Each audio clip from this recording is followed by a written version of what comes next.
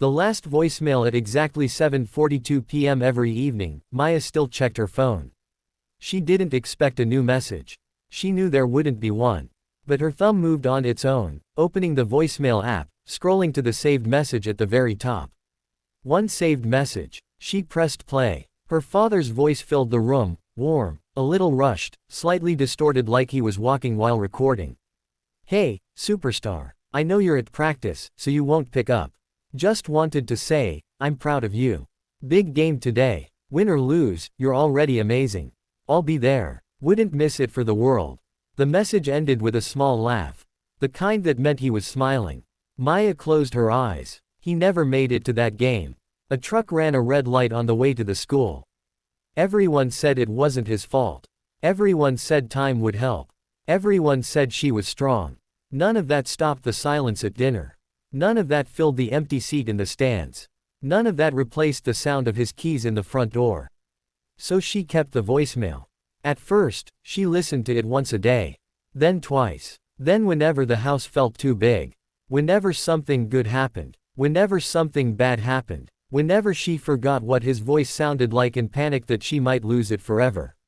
Months passed. Her mother stopped crying where Maya could see. Friends stopped asking how she was doing. Teachers stopped giving her gentle looks. The world kept moving, but 7:42 p.m. never changed. One evening, her phone battery was at 1%. She fumbled for the charger, but the power blinked out, a neighborhood outage.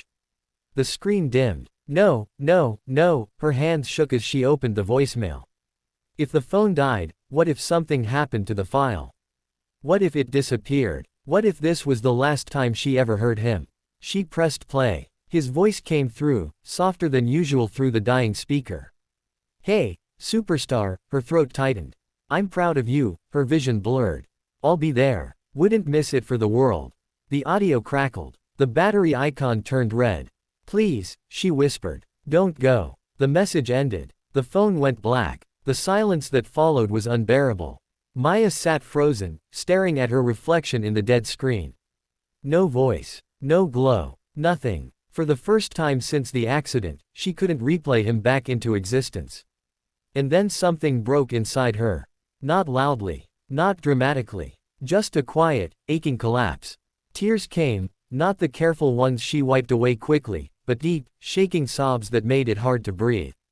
She cried for the game he missed, for the jokes he'd never tell again, for the way he used to knock twice on her door before entering, for all the ordinary moments that had vanished forever.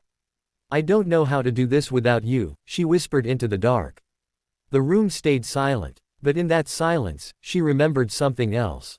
Not his voice on a speaker. His real voice. "Superstar, you don't quit just because it's hard." She could almost see him leaning on her doorway, arms crossed, pretending to be serious but failing because he was smiling too much. "You're tougher than you think." Her crying slowed. For the first time, she realized something terrifying and comforting at the same time. If the voicemail was gone, his words weren't. They were everywhere. In the way she tied her shoelaces twice for luck because he taught her to. In the way she still checked both sides of the road even on one-way streets. In the way she said, "We've got this," before tests, just like he always did.